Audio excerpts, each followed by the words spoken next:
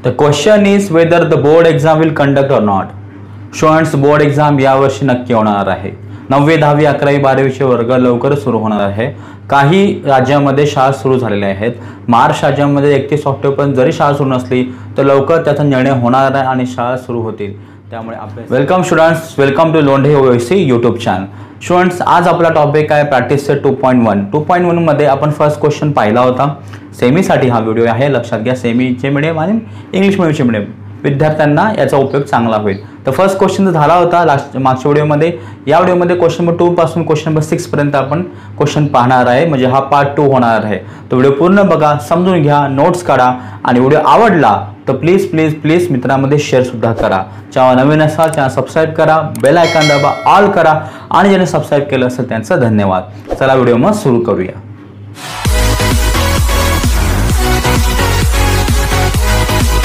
Specifically question number 2 आणि 3 जो आहे तो जॉमेट्रिक मीन वर आहे. म्हणजे भूमिती मध्याचं प्रमेय त्यावर आधारित आहे. मग जॉमेट्रिक मीन थिअरम काय आहे हे आपण जरा समजून घेऊ आणि मग आपण क्वेश्चन नंबर 1 आणि 2 इथं सॉल्व्ह करायला सुरुवात करू. See, what is actually geometric mean? See, this is a line is a geometric mean of AC. आता हे काय याच्यामध्ये कसं आहे बघा. In a right angle triangle a perpendicular drawn, बघा, in a right angle triangle in a perpendicular drawn on the hypotenuse is actually a geometric mean of the hypotenuse which is divided by the perpendicular line. म्हणजे simple language मध्ये सांगायचं झालं तर इथे ही जी perpendicular line जी draw केलेली आहे, जी point बी या vertex मधून जाते, ती लाईन या हायपोटेन्सला डिवाइड करते. काय करते? डिवाइड करते. आणि डिवाइड केल्यामुळे ही जी लाईन आहे, ही perpendicular line is actually a geometric mean of AC, or I can say BD is a geometric mean of segment AC. म्हणजे BD ही काय आहे? जॉमेट्रिक मीन आहे, भूमिती मध्य आहे. मग भूमिती मध्य असल्यामुळे काय होतं की ही जी BD आहे त्याचा आपण जर स्क्वेअर केला, ओके, तर तो इक्वल होतो या दोघां एवढा. म्हणजे BD square is equal to the AD as well as CD. मग हे आपण लिहिताना फक्त कसं लिहायचं असतं आपल्याला की इथं AD इंटू आपल्याला CD दाखवायचं आहे. That means when you multiply the measurement of this both segment is going to be equal with the square of the geometric mean. कळलं सगळ्यांना? म्हणजे ही जी AC आहे, या AC चे 2 भाग झाल्यावर AD आणि CD या दोघांचा जेव्हा आपण गुणाकार करतो, मल्टिप्लाय करतो, तेव्हा त्याची व्हॅल्यू जी येईल ती व्हॅल्यू एकट्या BDच्या म्हणजे जॉमेट्रिक मीनच्या वर्गा एवढी असते. हा त्याचं एक उदाहरण इथं आपल्याला समजावून सांगितलेलं आहे. तुम्हाला थिअरम बघायचं असेल तर पेज नंबर 33 वर तो थिअरम दिलेला आहे. मी तुम्हाला एकदा वाचून दाखवतो टेक्स्टबुकमध्ये. In right angle triangle the perpendicular segment to the hypotenuse, हा परपेंडिक्युलर सेगमेंट आहे, हा हायपोटेन्यूस वर ड्रॉ केलेला आहे. From the opposite vertex, so which is the opposite vertex of line AC? B हा ऑपोजिट वर्टेक्स आहे. is the geometric mean of the segment. मग हे काय? geometric mean of the segment into which the hypotenuse is divided. म्हणजे ही हायपोटेन्यूस divide झाली आहे, तर या हायपोटेन्यूसची ही लाईन काय आहे? जॉमेट्रिक मीन आहे. मग हे तुम्हाला दिलेलं आहे. मग आता क्वेश्चन काय आहे जरा बघूया आपण. क्वेश्चन नंबर 2 आणि 3 आणि ते समजून घेऊया आणि सॉल्व्ह करूया. ओके, बघायचं. तुम्हाला क्वेश्चन 2 असा विचारलेला आहे. In figure angle MNP is equal to 90 degree, segment NQ perpendicular segment MP, MQ is equal to 9, QP is equal to 4, find NQ. Okay, आणि इकडे आपल्याला तो ट्रायंगल दिलेला आहे, राईट अँगल ट्रायंगल.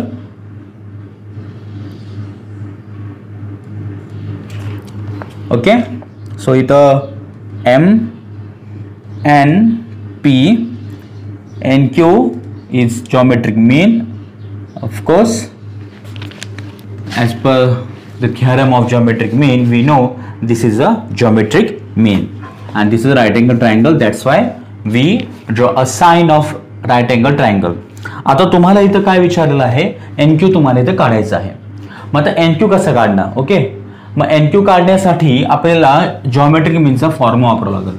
पण सुरुवातीला आपण ही इन्फॉर्मेशन लिहून घ्या. ओके, लिहून घेऊया. In triangle MNP angle MNP is equal to 90 degree, segment NQ perpendicular segment MP, हे आपण प्रायमरी इन्फॉर्मेशन लिहून घेतली. मला याचं therefore by theorem of geometric mean. Okay, by theorem of geometric mean काय होणार? याचा स्क्वेअर करायचा म्हणजे NQचा square, NQ square is equal to या दोघांचा मल्टिप्लाय दाखवा, that is MQ into QP. So NQ तुम्हाला काढायचा आहे. So we will right here as it is. MQ किती आहे? 9 इंटू 4, 9 चौक 36, 9 4 जा 36. आता याचा स्क्वेअर रूट काढूया. Okay, take in square root. Okay, मग इथं NQ किती आहे ना मग सांगा? 6 आहे. इथं आपल्या युनिट नाही दिलं सेंटीमीटर की मीटर, त्याच्यामुळे आपण ॲज इट इज 6 लिहूया. ठीक आहे. मग हा क्वेश्चन होता आणि असंच क्वेश्चन तुम्हाला पुढे जॉमेट्री मीनचं जे विचारले, मग जॉमेट्री मीनचं कसं विचारणार, कसं करणार तुम्हाला? तर लक्षात ठेवा, एक राईट अँगल ट्रायंगल असणार, एक ऑपोजिट वर्टिक्स मधून म्हणजे AC चा जो हायपोटेन्स असेल त्याच्या अपोजिट वर्टिक्स मधून एक परपेंडिक्युलर सेगमेंट काढली जाईल हायपोटेन्सवर, आणि ती परपेंडिक्युलर सेगमेंट काय करणार? हायपोटेन्सला इक्वल डिवाइड करणार. असं तुम्हाला फिगर कुठं असेल. आणि व्हॅल्यू देताना कसं असतं बघा, 3 व्हॅल्यू इम्पॉर्टंट आहे याच्यामध्ये. एक आहे परपेंडिक्युलर सेगमेंटची आणि दुसरी ह्या 2 डिवाइडेड सेगमेंटची. मग 1 2 3 मधून कोणते 2 व्हॅल्यू दिली आणि तुम्हाला तिसरी व्हॅल्यू विचारली, तिकडे तुम्हाला थिअरम ऑफ जॉमेट्रिक मीन वापरायचं आहे. ठीक आहे, पाहूया आपण दुसरा क्वेश्चन. तोपर्यंत हा क्वेश्चन सगळ्यांनी लिहून घ्या. क्वेश्चन नंबर 3 बघा students. In figure 2.18 QPR angle QPR is equal to 90 degree. So this is the figure of 2.18 angle QPR किती दिली तुम्हाला? 90 डिग्री दिले. Segment PM perpendicular segment QR, ही PM परपेंडिक्युलर कशाला आहे? QR ला. मग आपण इथे परपेंडिक्युलर साइन देऊया, क्वेश्चन मध्ये दिलं नाहीये, फिगर मध्ये आपण देऊया. And Q'(M'(R). Q'(M'(R) चा अर्थ काय होतो? The distance from QM is equal to distance from MR. QM आणि MR चा डिस्टन्स कसा आहे? 1 आहे. पुढे काय दिलंय? PM is equal to 10, QM is equal to 8, find QR. मग तुम्हाला इथं पूर्ण QR विचारलंय, मग कसं काढणार? मी तुम्हाला आता शिकवलं की जॉमेट्रिक मीनचा फॉर्म्युला कधी वापरता, जेव्हा तुम्ही एक राईट अँगल ट्रायंगल दिसणार, एक परपेंडिक्युलर ड्रॉन दिसणार तुम्हाला ऑपोजिट साईडला, तसं आहे बघा. P मधून एक परपेंडिक्युलर ड्रॉन केलाय QR ला, QR ही काय आहे? त्याची हायपोटेन्स आहे. आणि 3 तुम्हाला व्हॅल्यू असतील इथं, जॉमेट्रिक मीनची व्हॅल्यू आणि बाकी 2 सेगमेंटची व्हॅल्यू. मग त्याच्या 3 व्हॅल्यू मग 2 दिले असतील, मग 1 2 दिली आहे आणि ही विचारले.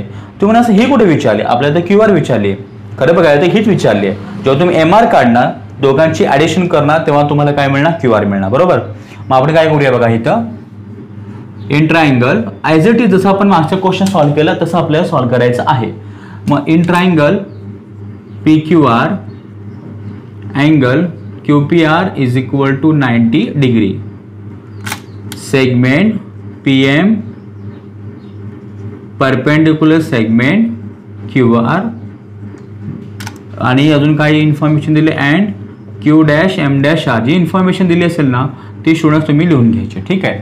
मला याचं therefore by theorem of geometric mean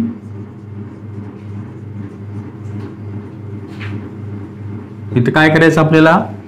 इथं PM चा स्क्वेअर करायचा आहे. Okay, PM square is equal to QM into MR. Okay, तर PM square is equal to QM into MR हा आपण काय केलं? जॉमेट्री मीनचा फॉर्म्युला लिहिलेला आहे इकडे. तर इथं काय करणार आपण बघा, PM स्क्वेअर. मग PM किती आहे? 10 square. Okay, QM 8 into MR as it is, because आपल्याला MR काढायचा आहे. Once we get MR we will add this 2, then we will get QR. Okay, आता इथं 10 चा स्क्वेअर किती आहे ना? 100. 8 as it is into MR as it is. Okay, आता हे 8 मल्टिप्लाय इथं काय ना divide, so 100/8 is equal to MR. Now इथं डिवाइड करायचं आपल्याला बघा, इथं आपण 2 ने डिवाइड करूया. 100 ला 2 डिवाइड करणं किती आहे ना? 50. याला 2 ने डिवाइड करणं किती आहे ना आपलं? 4. आता 50 ला आपण जर 4 ने डिवाइड केलं, सो 4 1 जा 4, इथे कॅरी किती ना 1 10 झाले, 4 2 जा 8, ओके 2 येणार आणि 4 5 जा 20, ओके म्हणजे आन्सर किती आलं 12.5 आलं. ठीक आहे, म्हणजे इथं एम आरचा आन्सर किती आलं, therefore M R is equal to 12.5. आता इथं 12.5 आलं बघा. तुम्हाला क्यू आर विचारलाय, दोघं ऍड करून घ्या. मग Q R is equal to Q M plus M R. So here Q M is 8 which is given, दिले ऑलरेडी, आणि एम आर किती काढलं आपण 12.5. दोघांचं ॲडिशन किती आहे ना 20.5. So Q R is 20.5. ठीक आहे. सो हे खूप इझी आहे, समजून घ्या. जिओमेट्रिक मीन तुम्हाला थेरम सांगितला, 2 क्वेश्चन होतं आले. थर्ड क्वेश्चन पण त्याच्यावर आधारित आहे का बघूया आपण. हे तुम्ही लिहून घ्या, पाहूया आपण पुढचा प्रश्न. क्वेश्चन नंबर 4 जो आहे तो 30 60 90 डिग्रीच्या अँगलच्या अँगलवर आधारित आहे. काय आहे 30 60 90? तुम्ही 9th स्टँडर्डला शिकला आहेत. मी तुम्हाला एक्सप्लेन करून सांगतो तो थेरम काय आहे आणि मग त्याच्यावर क्वेश्चन बघूया. बघा, property of 30 degree 60 degree 90 degree triangle in any triangle. बघा, हा कोणता एक ट्रायंगल आहे. Suppose I make it right angle triangle. मी त्याला एक राईट अँगल ट्रायंगल बनवतो. And acute of this right angle triangle. Acute म्हणजे लघुकोन, आणि या जो राईट अँगल ट्रायंगलचा अक्यूट अँगल जो आहे, अक्यूट म्हणजे लहान कोन, म्हणजे हा झाला 30 डिग्री, हा झाला 60 डिग्री. कारण की ऑब्व्हियसली अक्यूटचा अर्थ काय होतो, the angle which is lower than 9 degree. तो 90 पेक्षा कमी असतो, तो असतो अक्यूट अँगल. मग इथं काय दिले, acute angles of a right angle triangle are 30 degree 60 degree. जर अक्यूट अँगल जे आहे ते का राईट अँगल मध्ये जर 30 आणि 60 असतील तर the side opposite of 30 degree, the side opposite of 30 degree कोणती आहे ती BC. Okay, the side opposite of 30 degree is half of हायपोटेन्यूस.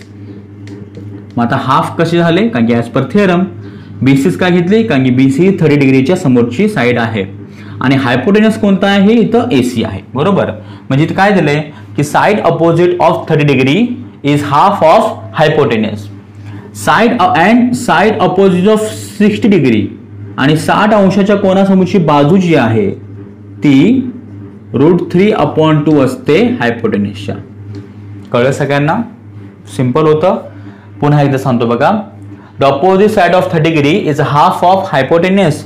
Opposite side of 60 degree is √3/2 of a हायपोटेन्यूस. म्हणजे हे आहे तुमचं 30 डिग्रीच्या समोरची साइड आणि हे 60 डिग्रीच्या समोरची साइड. आणि this is actually property of 30 60 90 degree triangle theorem. Okay, आता आपण याच्यावर काय करूया, क्वेश्चन पाहूया. क्वेश्चन बघा मी लिहून ठेवला इथं. Question number 4 in figure 2.19 find RP and PS. मग तुम्हाला RP बघा, RP इथं आहे, दिसतं RP अँड PS. ओके, हे तुम्हाला फाइंड करायचं आहे using the information given in triangle PSR. मग ट्रायंगल PSR जो आहे यातली इन्फॉर्मेशन तुम्हाला वापरून सॉल्व्ह करायचं आहे. आताच तुम्हाला सांगितलं मी की जर राईट अँगल ट्रायंगल आहे का बघा, आहे. 30 60 आहे का, नाही आहे. फक्त मग 30 दिले, मग 60 कुठं असणार, इथं असणार. हे तुम्हाला आधी दाखवावं लागेल. मग कसं लिहायचं बघा, in triangle PSR angle PSR is equal to 90 degree. Angle RPS is equal to 30 degree. Therefore, angle PRS is equal to 6 degree. It is the remaining angle. Okay. हिलं मग आता इथं काय होणार सांगा. Therefore, triangle PSR is 30 degree, 60 degree, 90 degree triangle. हे तुम्ही काय केलं, शोधून दाखवलं. हे आपल्याला आधी लिहावं लागेल, कारण की जर तुम्हाला 30 दिलं असेल तर 60 होऊन जाईल, आणि जर 60 दिली तुम्हाला तर 30 होऊन जाईल. कळलं का? मग आता इथं आपल्याला काय करायचं बघा. हे सगळ्यात पहिले आपण हे दाखवलं. आता 30च्या अपोजिट साइड कोणती आहे बघा, SR. So SR is equal to 1/2 of hypotenuse. मग हायपोटेन्यूस कोण दिले तुम्हाला इकडं, PR. मी त्याला याचं साइड अपोजिट ऑफ 30 डिग्री. मग आता इथं SR तुम्हाला किती दिले, 6 is equal to 1/2 into PR. PR तुम्हाला काढायचं आहे. 2 इथं डिवाइड मध्ये येतो ना multiply, so 6 × 2 is equal to PR and the value PR is 12. Okay, मग PR ची व्हॅल्यू किती आली इथं 12. ठीक आहे. जसं आपण PR आता काढलं 12, तसं आपल्याला आता SP काढायचं आहे. मग SP ही कोणाच्या अपोजिट साइड आहे 60च्या. ओके, मग इथं लिहायचं 60ची अपोजिट साइड कोणती आहे PS. Okay, is equal to √3/2. Why it is असं का? कारण की ही अपोजिट साइड 60च्या समोरची आहे, ती कशी असणार √3/2. मग इथं किती आहे ना हायपोटेन्यूस आता लिहिणार आपण इथं PR is equal to √3/2 into PR. मग PR किती आहे तुम्हाला 12, सो 2 6 12, 6√3. मग PS तुमचं किती आलं बघा 6√3. कळलं सगळ्यांना? तुम्हाला काय विचारलं होतं. आणि पुढे कसे माहिती आहे का, √3ची पण व्हॅल्यू भरता येतं, पण आपल्याला इथं व्हॅल्यू काही भरण्यासाठी दिलेलं नाही आहे. जेव्हा शेवटचं लेसन आहे मेन्सुरेशन, तो करताना आपले √2 √3 यांची व्हॅल्यू तुम्हाला दिलेली असणार, पण इकडे दिले का नाही. मग तुम्ही स्वतःहून व्हॅल्यू भरायच्या नाही. जोपर्यंत तुम्हाला व्हॅल्यू ब्रॅकेटमध्ये कुठं क्वेश्चनमध्ये दिलेलं असेल किंवा नसेल तोपर्यंत तुम्ही व्हॅल्यू भरायची नाही. असेल तरच भरायचं, नसेल तर भरायचं नाही. तो क्वेश्चन हा इझी होता.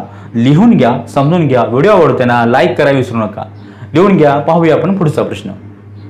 स्टुडंट्स, क्वेश्चन नंबर 5 सॉल्व्ह करायच्या आधी क्वेश्चन नंबर 5 हा 45 90 डिग्रीच्या थेरमवर आधारित आहे.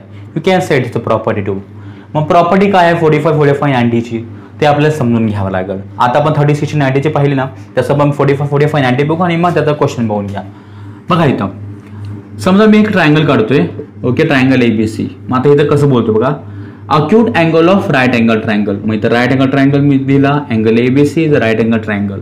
अक्यूट अँगल मग याचे अक्यूट कोणते, हा झाला आणि हा झाला. If acute angle of right angle triangle is 45.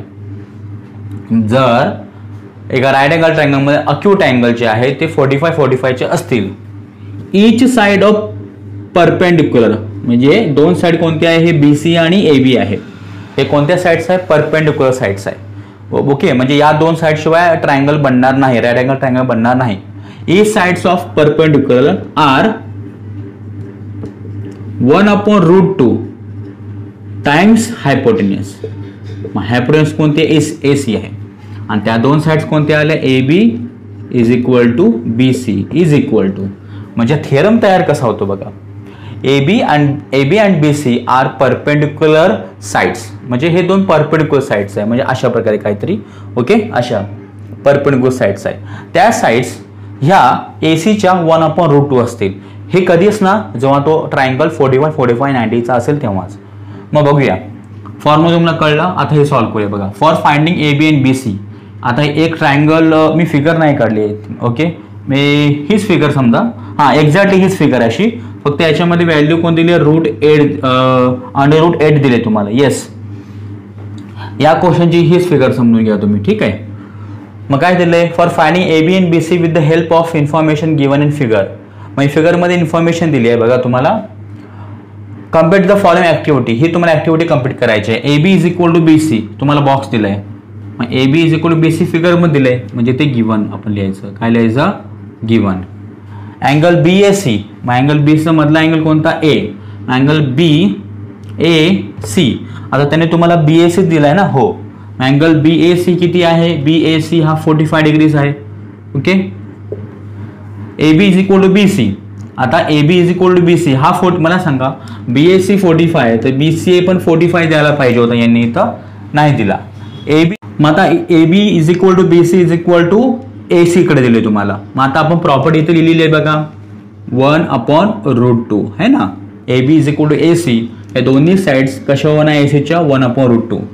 आता इथं 1/√2 पुन्हा लिहूया, कारण की इथं पुढच्या स्टेपमध्ये त्यांनी ऍक्टिव्हिटीमध्ये दिलेलं आहे √2 ची व्हॅल्यू इथं भरलेली आहे. ओके, ACची व्हॅल्यू √8 भरलेली आहे. आता हे या √8 चे 2√2 कसे झाले, तर हे बघा, √8 ला आपण असं केलं, 4 2 8, 4 2 8, 4 चं स्क्वेअर किती आलं 2 आणि 2 ॲज इट इज. हे अशा पद्धतीने लिहिलेले आहे. इथं आपण 1/√2 लिहूया. आता ते कॅन्सल करा, √2 कॅन्सल झाले, किती होईल 2 2 1 जा 2, म्हणजे असं किती आलं 2. एवढं इझी होतं बघा. तो क्वेश्चन आवडलाय, लिहून घ्या, समजून घ्या, पाहूया आपण आजच्या व्हिडिओतला शेवटचा क्वेश्चन नंबर 6. क्वेश्चन नंबर 6 बघा. Find the side and perimeter of a square whose diagonal is 10 centimetre. एक स्क्वेअर आहे, त्याचं डायगोनल 10 सेंटीमीटर असताना त्याचं आपल्याला दोन गोष्टी शोधायचे. एक म्हणजे काय करायचंय की त्याच्या आपल्या साइड्स माहीत करून घ्यायचे आहेत आणि त्याचं पेरिमीटर माहीत करून घ्यायचं आहे.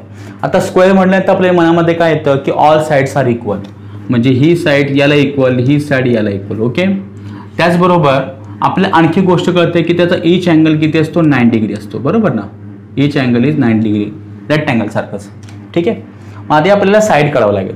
मग आता काय करायचं, आधी प्रायमरी इन्फॉर्मेशन लिहून घ्या. Quadrilateral ABCD is a square. हा एक स्क्वेअर आहे. Okay. Is a square. AC is a diagonal. ही एक डायगोनल आहे. ओके. आणि AC ची व्हॅल्यू किती दिली तुम्हाला, 10 centimetre. Angle ADC is equal to 90 degree.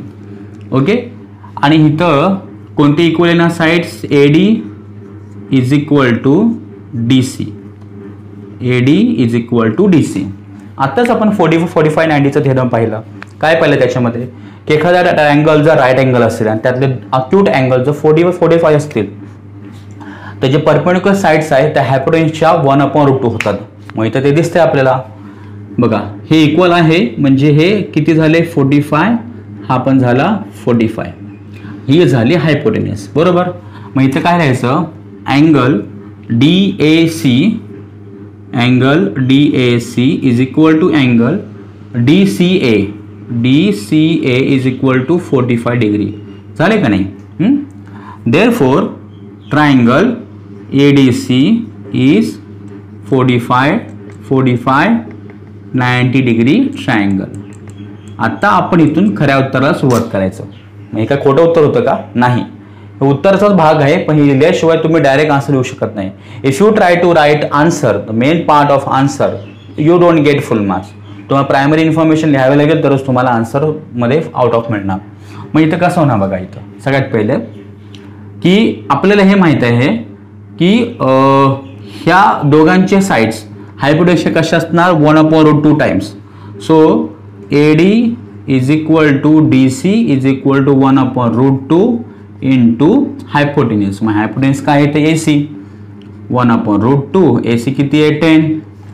आता 10 न्यूमेट्रिक कन्सिडर करूया. 10 1 जा 10 आणि √2 1 जा √2, कारण की √2 ने डिवाइड होत नाही.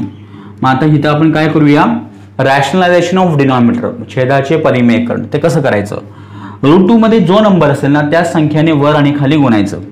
म्हणजे कसं करणार बघा, 10√2 इंटू √2. मग आता इथं काय ना 10√2 लिहिलं आपण आणि इथं √2 इंटू √2. ठीक आहे. आता सॉल्व करून घेऊया आपण. याला काय मल्टिप्लाय होणार नाही, it will be remain as it is. इथं होतील 2 2 जा 4. ओके. आता 4चं स्क्वेअर किती येतं विद्यार्थ्यांना सांगा जरा. 2 येतं, आपल्या सगळ्यांना माहित आहे ना.